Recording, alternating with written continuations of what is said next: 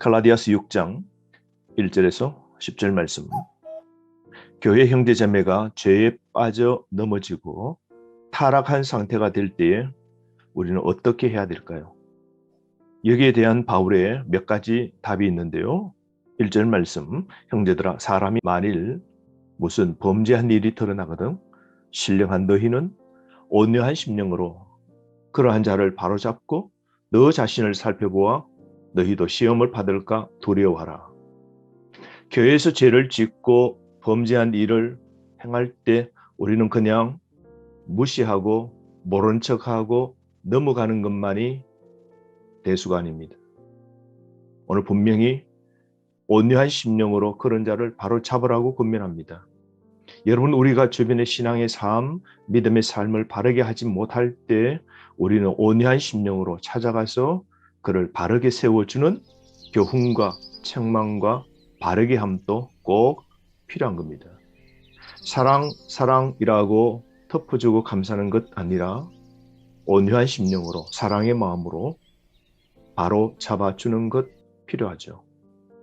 그런데 이어서 바울이 또한 우리에게 몇 가지를 권면하는데요. 너 자신을 살펴보아 너희도 시험 받을까 두려워하라 그럽니다. 자신을 또한 돌아보아야 된다고 말합니다. 2절 말씀에는 세 번째, 너희가 짐을 서로 지라 그럽니다. 그리하여 그리스도의 법을 성취하라 라고 그러는데요. 그리스도의 하나님의 법은 섬김과 사랑의 율법이죠. 구약의 율법은 남에게 짐을 더해주는 것이지만 그리스도의 법, 사랑의 법은 어렵고 힘들어하고 쓰러진 자의 그 무거운 짐을 져주는 것입니다. 대신 져주는 것, 이런 것이 필요한 것이죠. 그러므로 온유한 심령으로 형제들에게 접근해서 죄를 범한 사람을 바로 잡아주고 그들을 바르게 세워주는 일 꼭 필요한 것이죠. 3절 말씀 이어서 만일 누가 아무것도 되지 못하고 된 줄로 생각하면 스스로 속임이라. 아무것도 되지 못한 자, 아무것도 아닌 자들, 즉 죄인입니다. 죄인이 의인인 척 하는 것, 속이는 것이죠.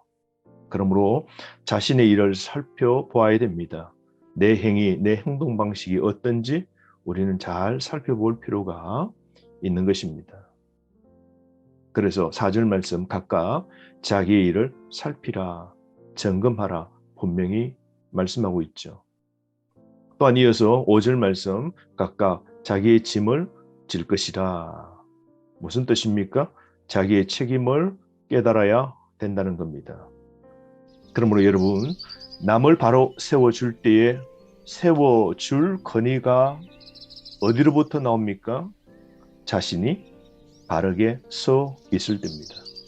자기를 늘 점검하고 자신이 아무것도 아님을 고백하고 교만치 않고 자신을 살펴서 행위와 행동 방식에 틀림이 없이 바르게 살면서 주변의 사람, 쓰러진 사람, 진리 안에 바르게 서 있지 못한 사람을 잡아주는 일, 교회에서는 꼭 필요한 겁니다.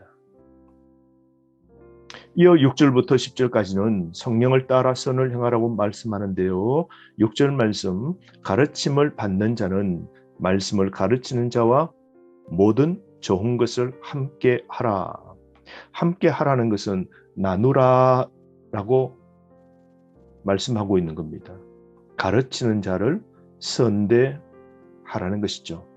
물론 물질적 지원까지 나누라고 하는 권면이 포함됩니다. 왜 바울이 이런 말씀을 갈라디아 교인들에게 했을까요? 갈라디아 교인들이 바울 사역에 처음에는 열심히 동참하고 지지자가 되었습니다만 갈수록 그들은 바울을 비판하는 자가 되었던 것이죠. 가르치는 바울을 공격했고요.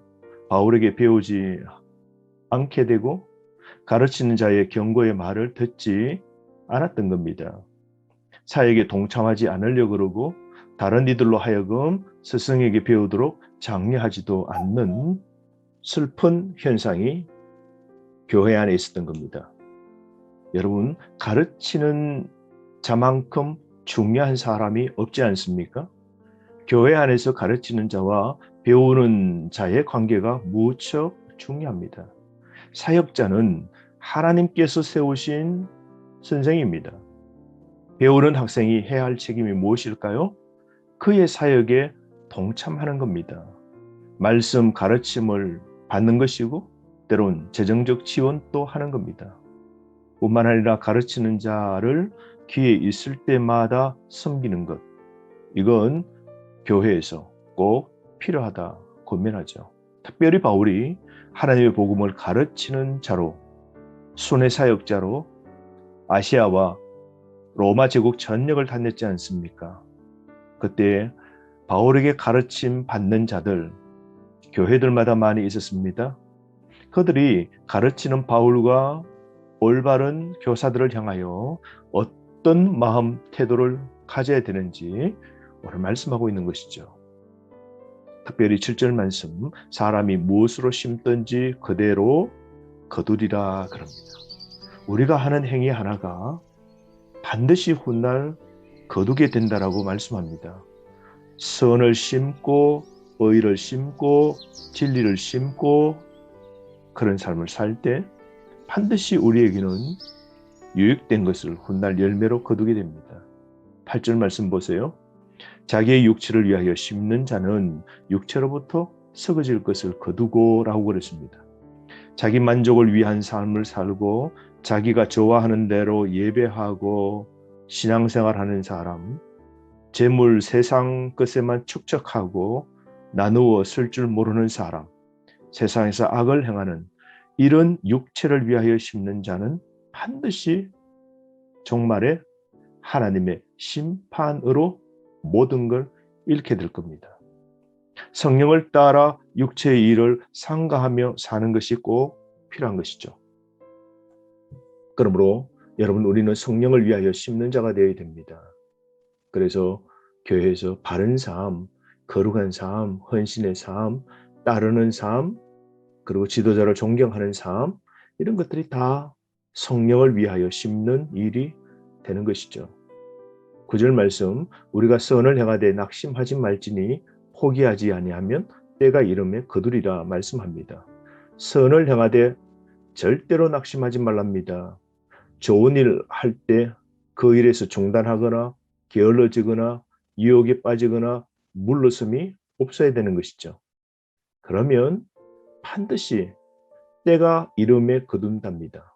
반드시 하나님 이 땅에 오셔서 우리를 심판하실진데 그때 하나님께서 우리에게 모든 보상 다 해주시는 겁니다. 낙심하지 않으면 거두게 될 것이기에 선한 일을 지속적으로 우리가 해야 됩니다. 변함없이 끈기 있게 선한 일들을 해야 되는 겁니다. 그러므로 낙심하지 맙시다. 반드시 거둠을 기억하십시오. 착한 일을 끝까지 합시다. 기회 있을 때마다 가르치는 자를 섬기라는 이 말씀, 바울의 권면 우리가 꼭 귀담아 들을 필요도 있죠. 10절 말씀, 그러므로 우리는 기회 있는 대로 모든 이에게 착한 일을 하되 더욱 믿음의 가정들에게 할지니라.